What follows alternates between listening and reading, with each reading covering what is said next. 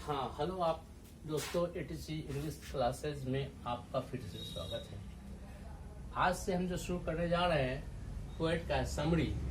किसी एक पर आपको लिखना होगा और 5 मार्क्स 5 नंबर के होंगे। तो सबसे पहले हम आपको बताते हैं एन एपिटाफ। एपिटाफ का लफ्जी मानी होता है, शाब्दिक अर्थ स्मारक। तो जानते हैं स्मारक, जो इंसान मर जाता है उसको याद में टीला नुमा बनाया जाता है।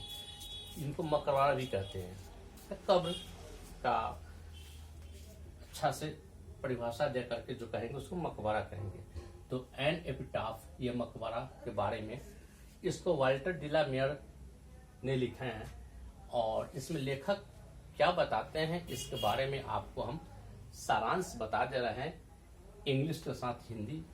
आप बहुत ही गौर से सुनिएगा और देखिएगा। किसी भी तरह के स्पेलिंग के अंतर्गत या किसी भी तरह के मीनिंग के अंतर्गत आपको नहीं समझ में आए तो हमें आप कमेंट्स के जरिए जरूर बताइएगा। तो शुरू है। The poem has been written by Walter de la Mare. कविता को लिखा गया है वाल्टर डिला मेयर के द्वारा या जरिए कह सकते हैं। It is meant to be inscribed on a stone tablet। इसका मतलब है, इसे लिखा गया है एक पत्थर के टेबलेट, पत्थर के टुकड़ा। टेबलेट का मतलब यहाँ पर कहेंगे छोटा सा टुकड़ा, ऐसा ना कि दवा खाने वाला को टेबलेट, टुकड़ा, पत्थर के टुकड़ा पर। By the side of the grave, कब्र के बगल में जो होता है जगह होता है वह, of the rarely beautiful lady. कौन? बहुत ही दुर्लभ खूबसूरत लेडी, खूबसूरत औरत जो होती हैं उनको दफनाया जाता है। उस याद में लेखक क्या करते हैं, लिखते हैं, जिसमें home the poet is deeply loved, जिससे लेखक बहुत ज्यादा प्यार करते थे, बहुत ज्यादा चाहते थे। It is a philosophical poem. यह जो है से फलसफा, यह जो दार्शनिक पोएम कविता है। It is oven around the philosophy, यह चारों तरफ से जकड़ा हुआ है।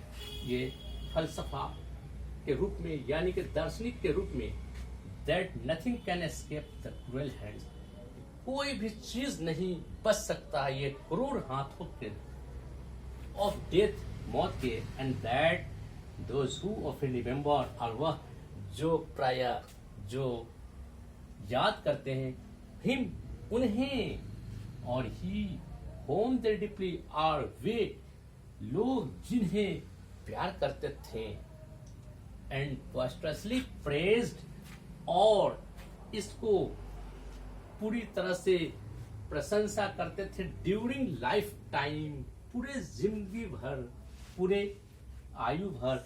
एंड नॉट मी, ये ज्यादा बहुत नहीं है। Here the poet talk about the lady endured, यहाँ पर लेखक कहते हैं घेर करके महिलाओं को बारे में, विथ रियर ब्यूटी, दुर्लभ खूबसूरत। रेयर का मतलब होता है जैसे 100 में एकाध खूबसूरत अगर लेडी हैं तो उनको रेयर कहा जाता है, दुर्लभ, जिस कम तादाद होती है। The poet seems to be deeply in love with her, लेखक महसूस करता है, लेखक क्या करता है, उसको अनुभव करता है बहुत गहराई रूप से उसके प्रेम के साथ। उसको कहने का मतलब ये रहा कि एन एपिटाफ का हिंदी हुआ एक मकबरा, एक कब्र, एक जिसको हम लोग कहते हैं याद किया हुआ स्मशान, लेकिन इसको मकबरा कहा जाए तो ज्यादा अच्छा होता है। तो the poem has been written by Walter de la Mare, इस कविता को लिखा गया है वाल्टर डिला मेयर के जरिए।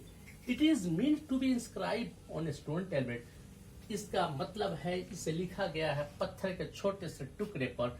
Bye the side of grave, कब्र के बगल में, ऑफ रियरली ब्यूटीफुल लेडी, और बहुत ही दुर्लभ खूबसूरत औरत, home the poet is deeply love, जिससे लेखक बहुत गहराई से प्यार करता था, चाहता था, मोहब्बत करता था। It is a philosophical poem, यह जो है दार्शनिक कविता है। इस ओवन अराउंड द फिलोसफी, जिसको रचा गया है, जिसको गूंथ दिया गया है, लपेटा गया है पूरी तरह से कि कोई भी चीज नहीं बचकर भाग सकता है। इसके बचकर भागना, तो बचकर भाग सकता है किससे? तो बहुत क्रूर हाथ, जो मौत का जो क्रूर हाथ होता है उससे, और वह जो है वह आदमी हमेशा याद करता है उसको, हिम, उसको, और वह जो है उसे गहराई रूप से प्यार करता था, पूरी तरह से उसको बड़ाई किया करता था जिंदगी भर, और आज बहुत से वो नहीं है। हियर, यहाँ पर द पोएट टॉक, लेखक बताते हैं अबाउट लेडी इंडोर्ड, उस लेडी, उस महिलाओं को समर्पित कर दिया विथ रियल ब्यूटी, दुर्लभ खूबसूरती को। The poet seems to be deeply in love with her, लेखक जो है उसके साथ बहुत गहराई ताल्लुकात रखता था। यही आपको था एपिटाफ का, ये पूरे 5 मार्क्स से हैं।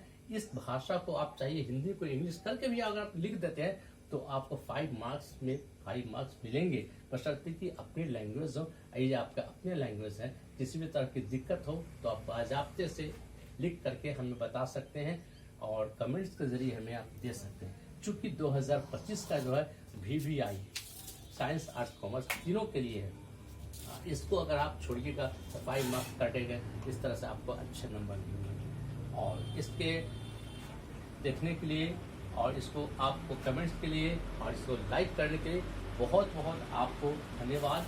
उम्मीद करते हैं अगला वीडियो आपको होगा तो आराम से इसको देखते रहेंगे। Thank you very much.